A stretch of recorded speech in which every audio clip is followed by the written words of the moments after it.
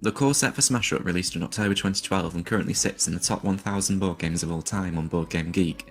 To this day, the core set continues to provide some of the most iconic and powerful cards and factions that have ever been printed, but it also provides some of the weakest.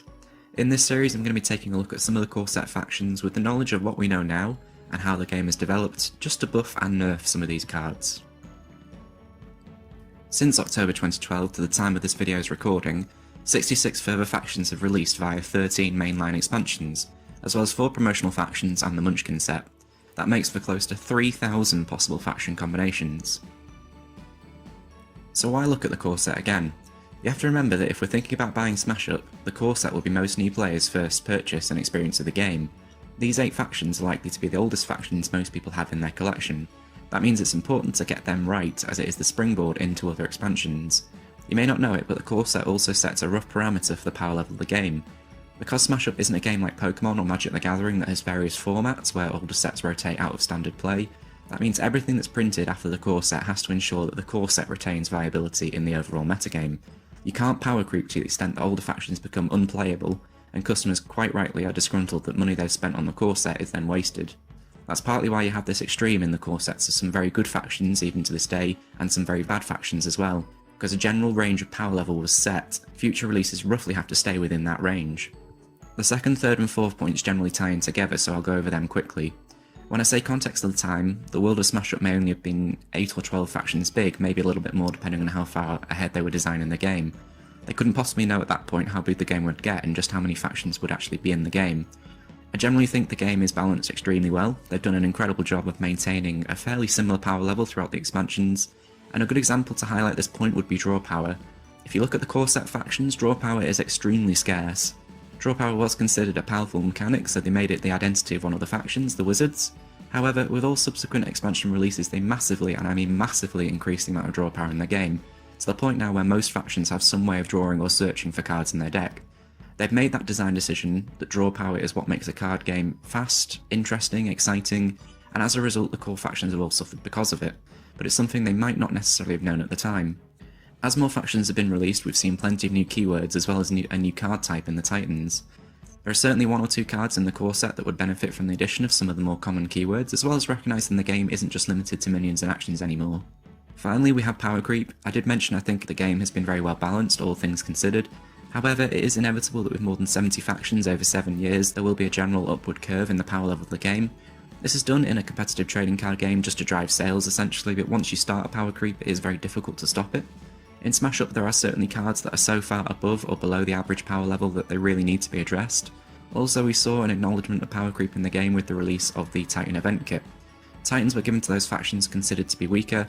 I'm not sure how that assessment was made, as I think there were some clear misses, to give them a little power boost and make them more competitive in the overall metagame. In this first episode I'm going to be taking a look at the Dinosaurs, but in particular 3 very specific cards. See if you can guess which ones. I'll just briefly go over the approach I'm going to be taking with balancing. Firstly, it's important to change only what needs to be changed. I'm not starting from scratch, we're not redesigning the Dinosaurs, just those particular cards that need the most attention. Second, I think it's important to be true to the faction's identity. The Dinosaurs are all about simple card abilities, big minions and power gain. It wouldn't fit the theme of the faction to put a card in that returned a minion to hand, or taking control of an opponent's minion for instance. So with that out of the way, did you guess the 3 cards? I'm assuming you picked Tooth and Claw and Guns because the card has been errated since the game began, and it's in serious need of a change, even if it is just a wording change. I mentioned power creep in the introduction, and most often with card games, cards released early into the game are then power crept by future expansions. Laser Tops, however, the poor thing was power crept twice in the core set, let alone future expansions. The Saucy Wench, the Pirate's Power 3 minion, which is supposed to be worse than Power 4 minions, actually has a better ability than Laser Tops given that the destruction is optional. Tiger Assassin, the most comparable Power 4 minion in the core set, just blows the Laser Tops out of the water. Not only is the destruction optional, but it also includes minions up to Power 3, which in the core set is an additional 16 or 19 minions depending on if you include the Shinobis. That's almost 20% more minions in range for the Tiger Assassin just in the core set alone. I've included Lady Whirlwind from the Kung Fu Fighters just to really highlight power creep in action, and how much Laser Tops has been power crept even by future expansion releases. So what's the fix? You can't give it the same ability as the Tiger Assassin, you just couldn't have 2 factions with the exact same power 4 minion in the same set. I was initially thinking about making it a vanilla 5 power minion with no ability. It would fit the theme of the Dinosaurs being about raw power and simple to play cards, and it would be unique. However, having a third of your minions being blank is very boring and I don't think that would ever get printed. I was also thinking about the ability as a talent rather than an on-play ability. I think this works fine because although the ability is weaker than the Tiger Assassin, the fact that you can potentially do it every turn brings the power level to a comparable power level. I think this is absolutely fine if you choose to do this. However, my chosen solution would be to make the destruction optional, with the inclusion of "you may" at the start of the ability, like the other two core set comparators I've just shown, and also because the Dinosaurs are all about power gain in big minions, you could add a conditional clause that if the Laseratops does destroy a minion in this way, you can add a power counter to the Laseratops, making it a power 5 minion. When I was looking at comparators, they actually have printed effectively the same card in the Night Stalkers for the Vampires, so there is precedent there for such an ability, and given those two cards are in different sets, I think having a significant overlap there is completely fine. Wildlife Preserve is a very straightforward change. I would just change the ability from other players' actions to other players' cards. This was printed at a time when there were only minions and actions. The game has come a long way since this point. We now also have Titans, and a whole myriad of action and minion abilities.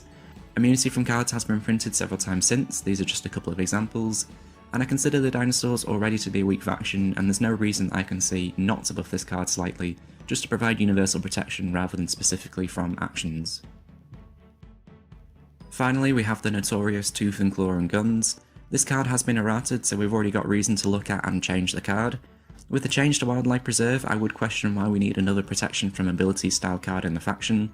The Dinosaurs' strength is their power, and this already provides them with pretty decent protection against destruction effects by keeping them out of range. There have been so many times where I've been playing with the Dinosaurs and drawn into this card and just been really disappointed, but what is the fix? Well, I would just simply get rid of it. It's an unnecessarily complicated card ability for the Dinosaurs, and my suggested replacement, and something that I think fits thematically with the Dinosaurs, would be an action called They Come in Packs, which lets you search your deck for up to 3 power 2 minions and put them into your hand.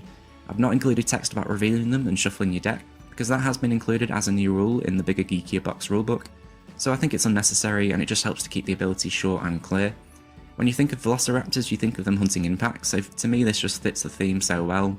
Yes, it provides the Dinosaurs with a very niche card draw, but I think that's fair, and there is precedence for such an ability in the Rock of Love from the Rockstars. So just to summarise, Laseratops to become optional destruction with a conditional +1 power counter attached, Wildlife Preserve changing from protection from actions to protection from cards, and Tooth and Claw and Guns to be removed and replaced with a new action that lets you search your deck for 3 power 2 minions of the same name and place them into your hand. What do you think of my suggestions? What would you change? Does anything even need to be changed with the Dinosaurs? Let me know down in the comments below, and with that being said, I will see you all next time. Goodbye.